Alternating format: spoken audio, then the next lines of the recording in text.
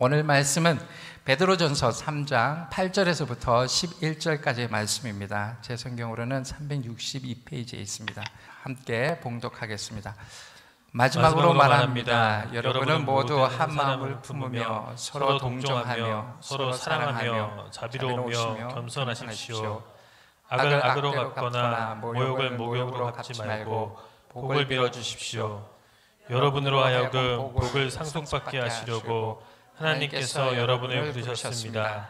생명을 사랑하고 좋은 날을 보려고 하는 사람은 혀를 다스려 악한 말을 하지 못하게 하며 입술을 닫아서 거짓말을 하지 못하게 하여라. 악에서 떠나 선을 행하며 평화를 추구하며 그것을 쫓아라. 주님의 눈에 의인들을 구워보시고 주님의 귀는 그들의 간구를 들으신다. 그러나 주님의 악을 행하는 자들에게서는 얼굴을 돌리신다. 아멘. 아멘. 2019년 세계 행복 보고서가 있습니다. 한국이 행복 나라 순위에서 전 세계 156개국 중에 54위를 기록했다고 합니다. 물론 이제 조사하는 그 리서치 기관에 따라서 조금 차이가 있겠지만 1위는 작년과 마찬가지로 북유럽의 복지국가인 핀란드가 1위를 차지했다고 합니다. 한국은 행복지수 10점 만점에 5.895점을 받아서 작년 5위에서 3계단 상승한 54위를 차지했다고 합니다. 아시아 국가 중에서는 대만이 25위로 가장 높았고요. 그 다음에 싱가포르는 34위, 태국은 52위, 그리고 일본과 중국이 각각 58위와 93위였다고 합니다. 미국은 최근 경기 호황에도 불구하고 작년 대비 한 계단이 떨어진 19위의 랭크가 되었다고 합니다. 이 보고서의 공동 편집자인 경제학자 제프리 삭스는 미 컬럼비아 대학의 교수는 이에 대해서 어떤 이유로 이렇게 행복지수가 낮아졌나 보니 도박과 디지털 미디어 등에 중독돼서 불행과 우울감이 높아졌다고 이렇게 분석을 해왔다고 합니다. 그래서 보고서는 전 세계적으로 이제 경제 성장이 지속하고 있음에도 불구하고 행복도는 전반적으로 상당히 수준으로 후퇴하는 경향을 보인다. 이는 경제적인 부가 행복의 유일한 척도가 아니라는 사실을 새삼 보여준다고 지적했다고 합니다. 특별히 5월은 가정의 달로 보내고 있습니다. 5월에는 어버이 주일도 있었고 어린이 주일도 있었고요. 그 다음에 스승의 날도 있었고 한국에는 5월 21일이 부부의 날도 있습니다. 그만큼 이 가정에 대해서 중요한 부분이 아닐 수가 없습니다. 가정이 탄탄한 기반이 있어야지 다른 것들의 행복도 함께 하기 때문입니다. 우리 그 부부싸움 할 때 가장 화나게 하는 말이 무엇인지 아세요? 조사해 보았는데 부부싸움 할 때 부부가 아시는 분은 앞에 연애하고 있죠. 부부싸움 할 때 제일 화나게 하는 그 말이 1위가 됐어 말을 말자 이 말이래요. 됐어 더 이상 말을 말자 이게 1위라고 합니다. 그래서 우리가 물론 가정은 행복하고 아름다운 가정을 살고 싶지만은 때에 따라서는 몸과 마음이 연약해서 그런 싸움을 하는데 가정에서 그 부부의 행복이 바로 자녀들의 행복과 직결되어 있다고 합니다. 하나님께서 가정을 통해 험난한 세상을 함께 헤쳐가고 좋은 것들을 같이 누리며 행복하라고 가정을 허락해 주셨습니다. 우리가 가정이라 하면 나이가 차서 때가 돼서 할 수 없이 그렇게 가정을 이루는 것이 아니라 가정을 통해서 좋은 것을 같이 누리며 행복하라고 가정을 주셨다는 것입니다. 그래서 가정이야말로 교회의 작은 모형입니다. 인생의 모든 어려운 일을 가정에서부터 시작되기 때문에 이 말에 대해서 틀린 말도 아니라는 것입니다. 오늘 본문은 베드로가 로마 교인들에게 쓴 편지입니다. 지금 기독교인이라는 이유로 여러 곳에서 교회가 핍박을 받고 있습니다. 그래서 그 핍박을 받는 신자들에게 보내는 편지입니다. 이 편지에서 베드로는 교인들에게, 성도들에게 구원의 확신에 대해서 강조하고 있습니다. 고난 중에 인내하라는 격려가 담겨져 있습니다. 그런 가운데 특별히 당부는 사회생활과 가정생활을 잘 유지하라는 당부의 편지의 내용입니다. 어려움과 고난 가운데서 믿음을 잃지 않고 오히려 하나님의 축복에 감사하는 마음으로 어려움을 이겨내라는 것입니다. 성도들이 윤리적으로 잘 살아야 할 태도에서, 가정에서, 교회에서, 그리고 세상 가운데서 하나님의 자녀로서 삶을 사는 부분에 대해서 이야기하고 있습니다. 본문 8절의 말씀입니다. 마지막으로 말합니다. 여러분은 모두 한 마음을 품으며 서로 동정하며 서로 사랑하며 자비로우며 겸손하십시오. 본문 말씀에 모두 마음을 같이 하고는 같은 생각이 되는 것입니다. 조화를 잘 이루는 것입니다. 현대시대에 살아가고 있는 환경은 좋은 것들만 있는 게 아니라 엄청 어려움과 힘든, 그러한 극심해지는 그런 사회에 살고 있는 게 맞습니다. 그래서 집안에서, 한 가정에서 아내와 남편이 마음을 같이 한다는 것이 매우 중요하다고 이야기하고 있습니다. 그 어려운 환경을 극복하기 위해선 그리스도의 중심으로 사는 것입니다. 믿음의 기반 위에 서서 공동의 관심사로 마음을 영적인 끈으로 하나로 묶는 것입니다. 아내는 남편에게 순종하며 남편들은 결혼과 부부관계에 대한 지식을 가지고 아내와 동거하며 귀하게 여겨야 된다고 말하고 있습니다. 남편들은 결혼의 의미와 목적을 잘 이해하여야 된다고 말하고 있습니다. 연약한 아내들을 귀히 여겨야 한다는 것입니다. 연약하다고 그러니까 신체적으로 연약한지 아니더라고요. 그 신체적으로는 요즘에 아내들이 힘이 센 분들이 많더라고요. 오늘 본문 말씀에 이 연약한 것이 다시 한번 이야기하고 있습니다. 본문 앞절에 뭐라고 이야기했냐면, 남편은 두 가지 이유를 들어 남편들이 아내를 귀하게 대할 것을 말씀하고 있습니다. 첫 번째, 아내는 연약한 그릇이라고 표현을 했습니다. 남편들 잘 들으세요. 외부적으로 힘이 센 것 같아도 연약한 아내는 그릇이래요. 생명의 은혜를 유업으로 함께 받을 자라고 하였습니다. 아내는 지적이나 도덕적으로 연약함이 아닌 육체적으로도 연약함과, 아내가 남편에게 귀히 여김을 받을 또 다른 이유는 영적인 면에서 남편과 동등하게 영생의 은총을 공유한 자이며 그것을 상속받은 동등한 동반자라고 말하고 있습니다. 여러분들이 결혼했을 때에 아내와 남편 사이는 그렇게 떼어야 뗄 수 없는 그런 관계라는 것입니다. 남편과 아내가 꾸미는 가정은 교회의 축소판이며, 가정 안에서 남편과 아내가 협력해서 공동의 목표를 가지고 기도하였을 경우 두세 사람과 함께 하신 주님께서 응답하신다는 것입니다. 그래서 아내와 남편은 빌립보서 2장 2절, 5절, 11절에 이와 같이 말했습니다. 아내와 남편은 같은 생각을 품고 같은 사랑을 가지고 뜻을 합하여 한 마음이 되어서 기쁨이 넘치게 하는 것입니다. 그러한 마음을 품는 것은 그리스도 예수의 마음이기도 합니다.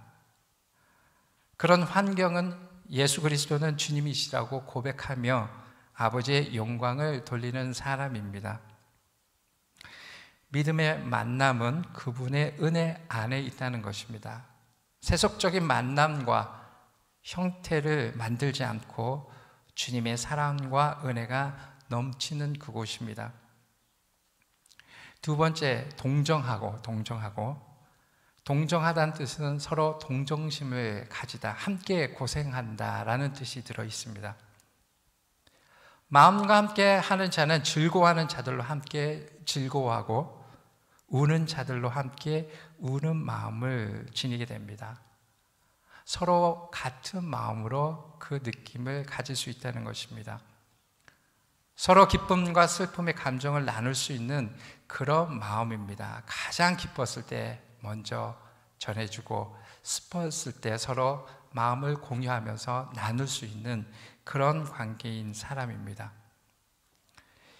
이기적인 사람은 그리스도 안에서 형제된 사람을 향해 순수한 동정심을 보여주기 어렵기 때문입니다. 세 번째, 형제처럼 사랑하고. 믿는 자들은 하나님의 가족에 속한 형제들입니다. 서로 형제 사랑하듯 사랑하라고 말하고 있습니다. 사랑한다는 일반적인 형제 사랑이 아니라 그리스도 안에서 성도들 사이에 결속시키는 특별한 사랑의 윤리적인 덕목입니다.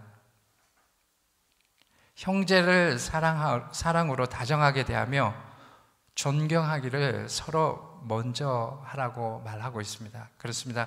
우리가 가까운 사이일수록 존경하는 마음과 더불어 위하는 마음을 더 가져야 된다고 이야기하고 있습니다. 그래야 그 안에 사랑이 나올 수 있다는 것입니다.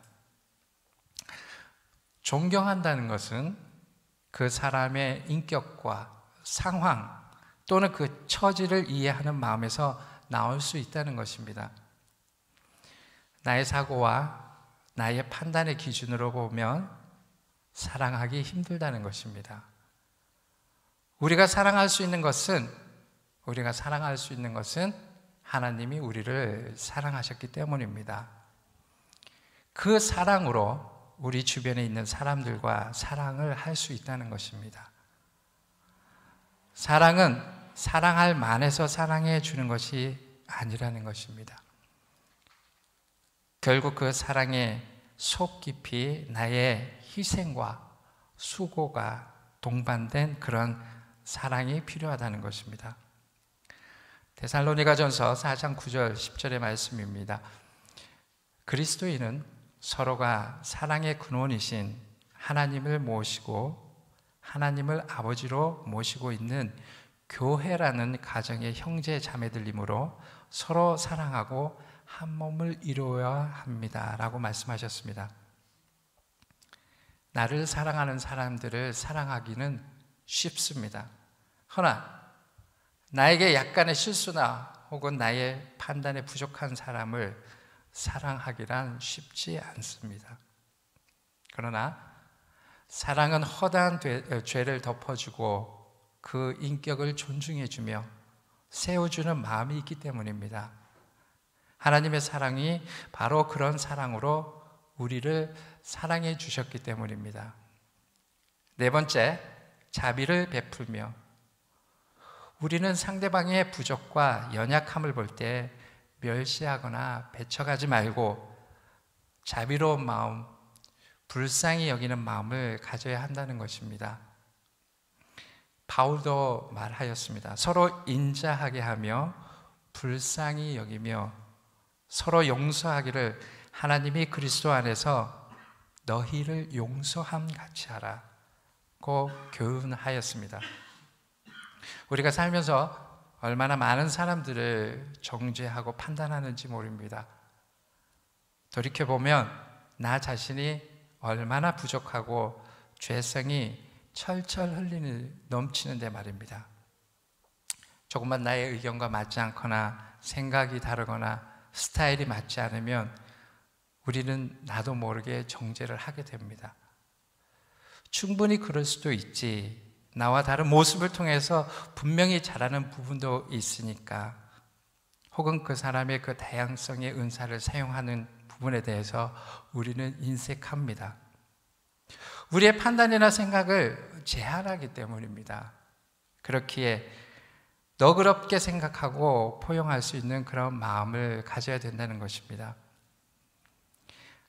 신약 성경에서는 인간의 가장 깊은 감정이나 동정심을 표현하거나 또는 자비를 베푸는 것을 나타내는 데 사용합니다.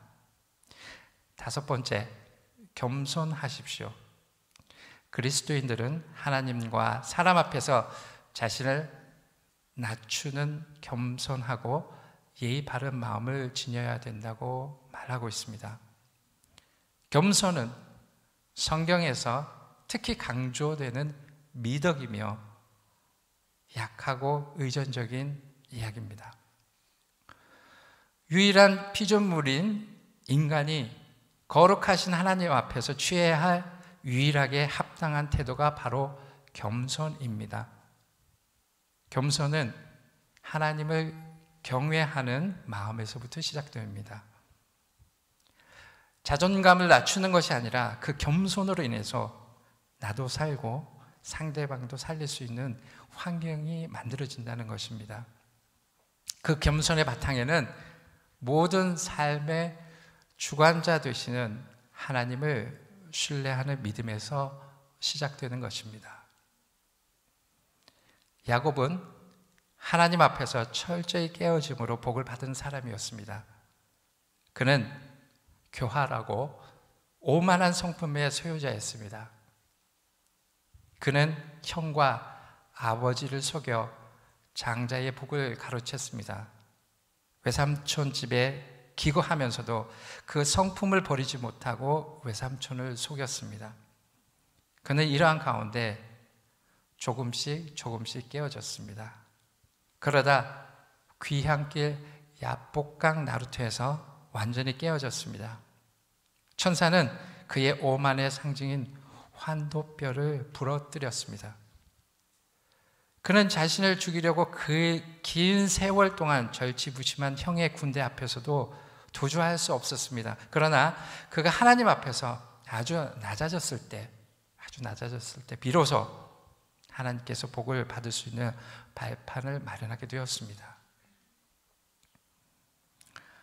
이것은 곧 현실로 나타나서 그를 그렇게 죽이려 했던 형이 오히려 그를 크게 환영하였고 살인지령을 내렸던 군사를 오히려 동생의 호위병으로 삼았던 것입니다. 이스라엘 위대한 지도자 모세도 마찬가지였습니다. 그는 문무를 겸비한 애굽의 왕자였습니다. 그는 이스라엘을 구하려고 인간적인 방법을 썼으나 실패했습니다. 하나님께서 이런 오만한 모세를 사용하시지 않았습니다. 모세는 왕궁에서 도망쳐 미디안 광야에서 40년 목자 생활을 하게 됩니다. 미디안 광야에서 그는 철저히 깨어졌습니다. 그가 인간 부귀영화에 연연하지 않고 하나님 앞에 온전히 낮아졌을 때 하나님의 택감을 받게 되었습니다.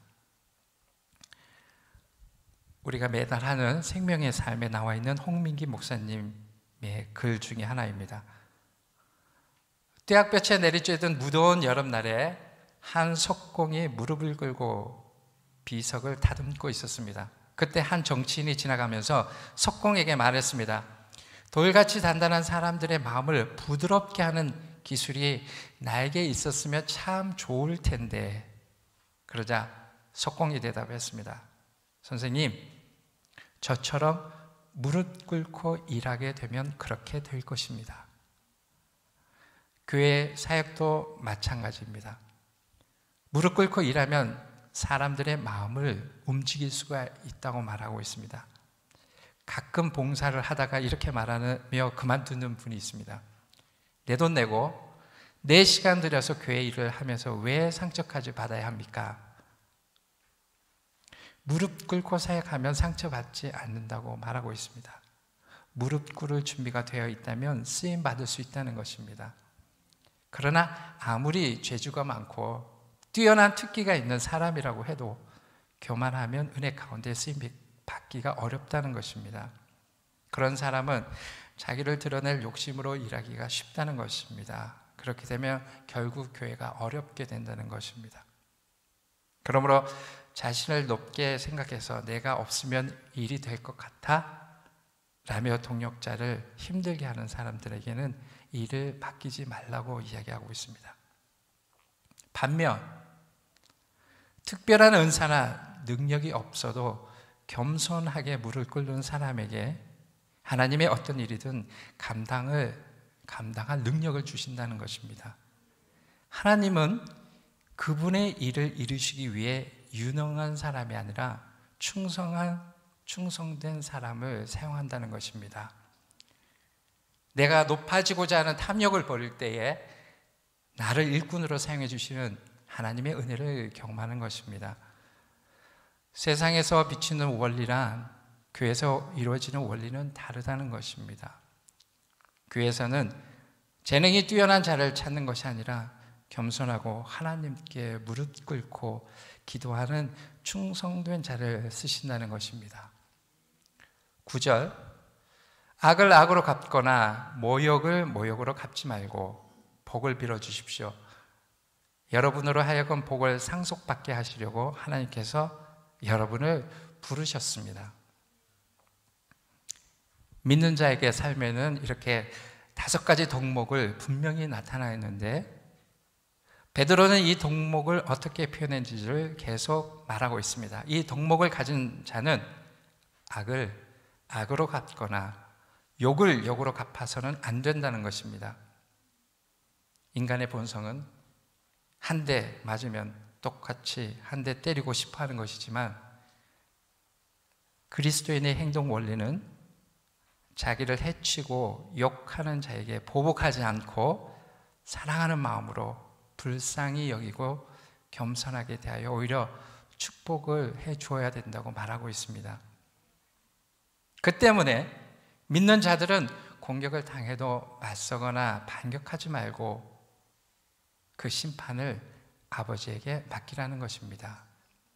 은혜의 하나님께서는 불의에 대한 심판을 우리에게 하라고 하지 않았습니다. 그런 일이 있으면 하나님이 해결해 주신다는 것이었습니다. 사랑의 하나님은 우리에게 더러운 그런 환경을 허락하지 않으셨습니다. 친히 그 심판과 과정은 하나님께서 하신다는 말씀입니다.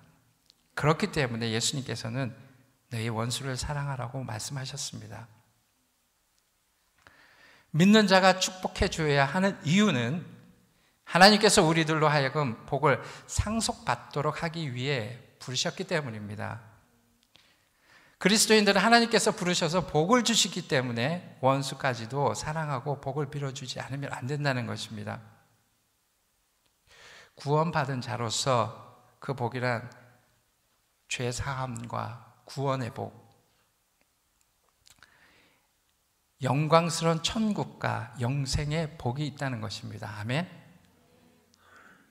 그러므로 하나님께서 우리의 모두에게 주신 이 복을 깨닫고 귀히 여기며 감사하며 또 서로에게 복으로 축복하라는 것입니다. 사람이 구원과 영생의 복을 잃는 것보다 더 큰 불행은 없다고 했습니다. 구원받은 자로서 하나님의 큰 사랑으로 어려운 마음을 준 자들을 향하여 복을 빌어주라는 것입니다. 그것이 내가 사는 길이고 축복받는 길입니다. 미국의 메트로 골드윈 메이어라는 유명한 영화사가 있습니다. 이 회사 설립자는 회사 이름의 끝자인 메이어입니다. 그 메이어가 어렸을 때 친구와 싸운 적이 있었습니다. 메이어는 친구에게 맞고 집에 돌아와 분통을 터뜨리며 친구를 욕했습니다. 그러자 어머니가 메이어를 산으로 데려갑니다. 그래서 산에 올라가서 메이에게 친구의 욕을 실컷 하라고 합니다. 그래서 메이어는 산을 향해 소리칩니다. 예이 나쁜 놈아, 이 못된 놈아 하면서 소리칩니다. 이 소리가 메아리 되자 자신에게 10배의 소리로 되돌아옵니다. 그러자 이번에는 메이어에게 어머니가 말씀합니다. 하나님이 너를 축복하신다고 외쳐보라고 말합니다. 메이어가 그렇게 말하자 동일하게 메아리가 자신에게 축복의 말로 되돌아옵니다. 그때 메이어는 깨닫게 됩니다. 내가 남을 향해 한 번의 욕을 하면 그것이 10배로 되돌아오고 한 번 축복을 하면 10배로 축복이 되돌아온다. 메이어는 이 교훈을 평생 마음에 새기고 MGM이라는 큰 영화사를 세우게 됐다고 합니다. 10절, 생명을 사랑하고 좋은 날을 보려고 하는 사람은 혀를 다스려 악한 말을 하지 못하게 하며 입술을 닫아서 거짓말을 하지 못하게 하여라. 악에서 떠나 선을 행하며 평화를 추구하며 그것을 쫓아라. 누구든지 생명을 사랑하고 좋은 날들을 보려고 하는 사람, 영원한 생명과 장래의 영광에 대한 소망을 가진 사람은 구원받은 사람들입니다. 그래서 다음과 같이 3가지 생활 지침을 이야기하고 있습니다. 첫 번째, 자기 혀와 입술을 조심해야 한다. 대개 사람들은 다른 사람들을 해치려고 아니면 자기의 강함을 나타내려고 혹은 보복성으로 악한 말을 하고 그릇된 길로 인도하려고 거짓말을 합니다. 그러나 영원한 생명을 사랑하고 다가올 영광스러운 날들을 사모하는 자들은 악을 저지르지 않고 거짓말을 말하지 않기 위해 자기 혀와 입술을 조심해야 한다고 이야기하고 있습니다.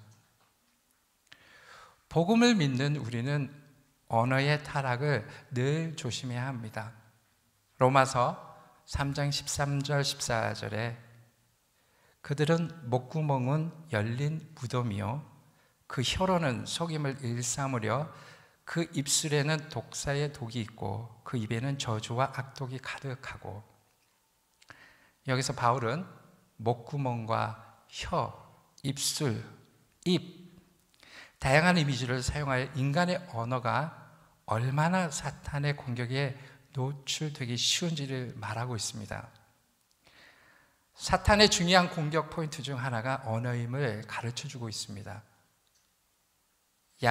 야고보서 1장 26절에 누구든지 스스로 경건하다 생각하며 자기 혀를 재갈 물리지 아니하고 자기 마음을 속이면 이 사람의 경건은 헛것이라고 하였습니다. 우리는 입술로 거짓을 말하지 말아야 합니다. 두 번째, 악에서 돌이켜 선을 행하여만 한다.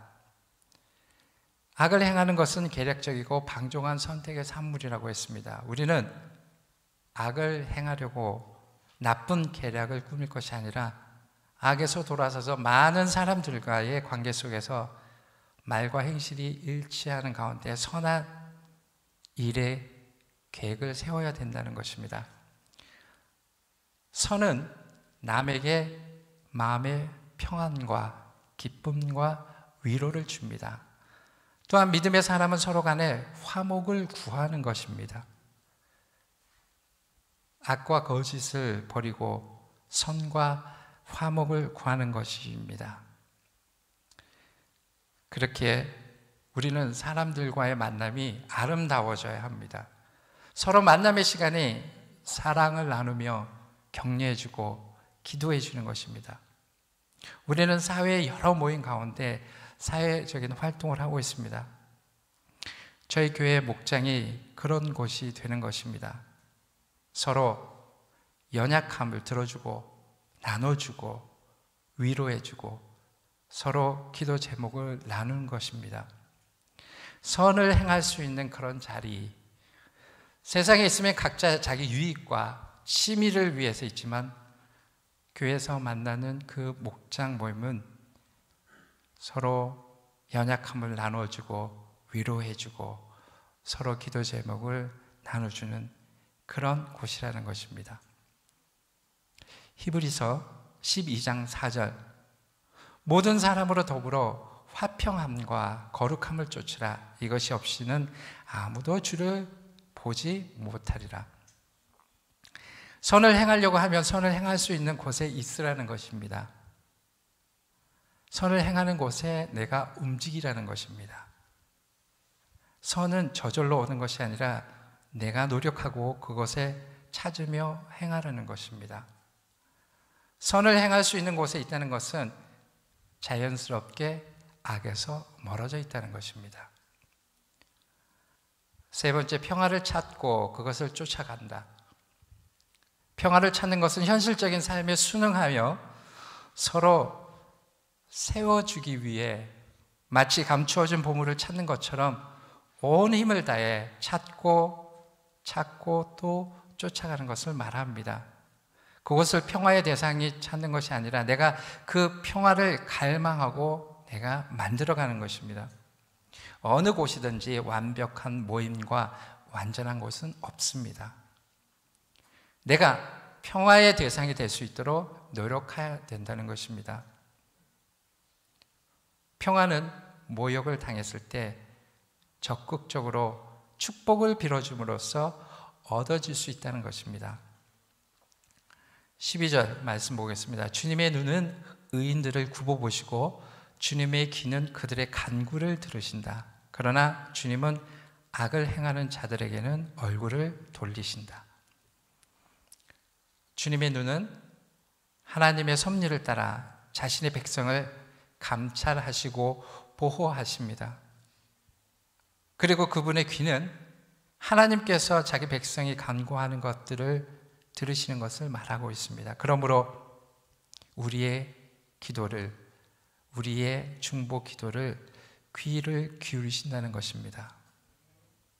믿는 자의 삶에 일어나는 모든 일을 다 아시는 주님께서 우리의 일들을 주시하시고 자녀들의 기도에 항상 귀를 기울이신다는 것입니다. 우리 삶 가운데 어렵고 힘든 환경 가운데 한시도 예측할 수 없는 시간 가운데 그분이 나와 함께 계신다는 것 이외에 어떤 위로와 어떤 다른 것들로 바꿀 수가 있겠습니까? 오늘도 귀를 기울이시고 간구를 들으시는 주님을 신뢰합니다. 그분께 모든 염려와 걱정을 맡기시고 나아가는 것이 믿음이고 하나님을 경외하는 것입니다. 하나님의 빈틈없으신 그 감찰력과 그 백성이 필요한 모든 것에 대한 주의 깊은 하나님의 섭리를 우리가 잊지 말아야 된다는 것입니다. 어떤 아이가 사과를 먹으며 집으로 돌아왔습니다. 그래서 어머니께서 묻습니다. 그 사과가 어디서 났니? 물어봤습니다. 그런데 그 아이가 가게에서 갖고 온 것입니다. 왜? 그 주인에게 계산을 하지 않고 그 과일을 갖고 왔습니다. 그러자 그 부모가 말합니다. 너가 갖고 온 그 과일에 대해서 아무도 보지 않았니? 라고 했습니다. 보지 않았다는 겁니다. 그래서 어머니가 이야기했답니다. 하나님이 그것을 보지 않았을까 말하니 이 아이가 그랬답니다. 그 가게에는 지붕이 있으니까 하나님이 못 보셨을 거예요. 우리가 삶 가운데 이 어린아이 같은 생각을 갖는다는 것입니다. 주님의 얼굴은 악을 행하는 자를 바라보시고 악인을 향해 진노하신 하나님의 모습을 나타내고 있습니다. 주님의 얼굴이 선을 행하는 자들에게는 그대로 넘어가시지만 악을 행하는 자에게는 지나치지 않으시고 대항하여 징벌하신다는 것입니다. 오늘 말씀을 정리합니다. 첫째로 우리는 같은 생과 같은 마음을 가지는 것입니다. 특히 가정 안에서 부부의 생각을 이야기하고 있습니다. 가정은 아내와 남편이 너무너무 중요합니다. 여러분들 아시기에는 아내와 남편이 생리적으로 사랑해서 결혼을 한 것 같지만은 하나님께서 맺어주신 은혜의 가정이라는 것입니다. 또한 교회 목장과 공동체, 서로의 어려운 사정을 이해하고 상대가 당하는 고통을 함께 나누려는 마음을 가지는 것입니다. 즉 가정은, 공동체는 그러한 곳이 되어야 된다는 것입니다. 서로의 부족한 것을 채워주고 위로해주고 격려해주는 곳입니다. 둘째, 우리는 서로 사랑하며 자비로운 마음과 친절한 생각을 가지는 것입니다. 사랑은 허다한 모든 허물을 덮어주고 감춰준다고 하였습니다. 사랑은 오래 참고 온유하며 상대의 허물과 부족을 용서합니다. 그를 용서하면서 그 사람의 다양성을 이해해 주는 것입니다. 그러므로 서로 친절한 마음으로 말하고 행동하는 것입니다. 셋째, 우리는 우리에게 악을 행하는 자들에게 보복하지 말고 도리어 복을 빌고 악한 말을, 거짓말을 버리고 선을 행하며 화목을 구하는 것입니다. 이것이 주님이 주시는 교훈입니다. 그리고 하나님의 뜻입니다. 우리에게 심판하는 그 더러운 악에 손을 묻히지 말고 그것은 하나님께서 하신다고 말씀하셨습니다. 그래서 우리는 우리에게 필요 없는 악한 그 대상을 향해서 축복을 해 주어라는 것입니다. 그 축복이 메아리가 쳐서 10배가 돼서 나에게 돌아온다고 하나님께서 말씀해 주셨습니다. 기도는 나의 능으로 안 되는 것을 도와달라고 하는 겸손의 손을 내미는 것입니다. 기도는 나의 삶을 만들고 회복하고 역사하는 주님을 신뢰하는 것입니다. 먼저 가정이 하나 되고 평안한 가정이 되시길 주님의 이름으로 축원드립니다. 우리 이 말씀을 붙잡고 다 같이 기도하겠습니다. 하나님께서 우리에게 누구나 천국이라는 것을 허락해 주셨습니다. 그 천국이라는 것은 아까 행복지수에도 말씀드렸다시피 사회적인 경제적으로 주는 것이 우리에게 축복이라고 말하지 않았습니다. 오늘 하루를 살면서도 내가 주어진 환경 가운데 천국은 내가 만들어가는 것입니다. 그 천국은 어떤 환경의 조건들이 채워지고 해결되었을 때 오는 천국이 아니라 하나님이 우리와 함께 하시고 나의 연약함을 모두 아시는 그분께서 오늘도 이 자리에 함께 하신다는 그 마음, 또한 그 위로가 우리의 삶의 가운데에 고백하며 드리는 것입니다. 우리 살면서 어느 부분에 대해서 부족함이 없고 어느 부분에 대해서 해결되지 않는 부분이 왜 없겠습니까? 그러나 하나님께서 우리에게 주시는 그 구원의 확신이 있습니다. 우리는 영생을 가진 사람들입니다. 그렇기에 그 어려운 부분들을 담대히 이겨낼 수가 있다는 것입니다. 우리 하나님께서 주시는 그 복을 결핍 속에서 늘 추구하며 사는 것이 아니라 하나님께서 주시는 것들에 대한 감사가 넘침이 우리 안에서 넘칠 때에 우리 사는 곳에서 곳곳에서 그 천국을 맛보며 하나님의 소망하는 나라를 이루어가는 것입니다.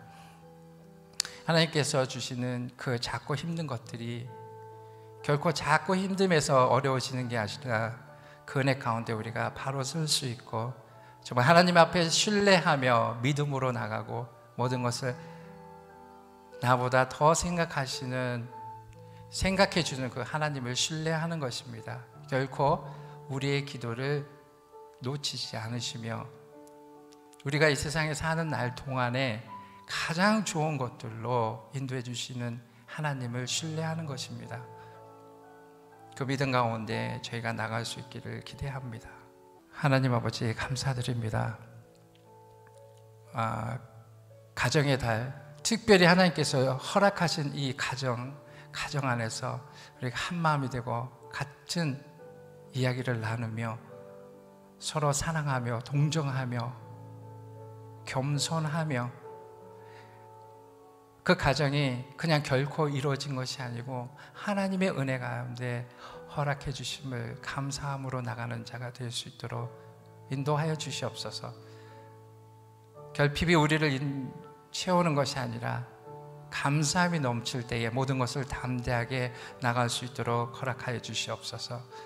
주님이 모든 것을 감사하는 자가 될 수 있도록 인도해 주시고 그 힘의 바탕으로 인해서 모든 것을 누릴 수 있도록 인도하여 주시옵소서. 오늘도 허락하신 말씀을 감사드리며 예수 그리스도의 이름으로 기도드립니다. 아멘, 아멘, 아멘.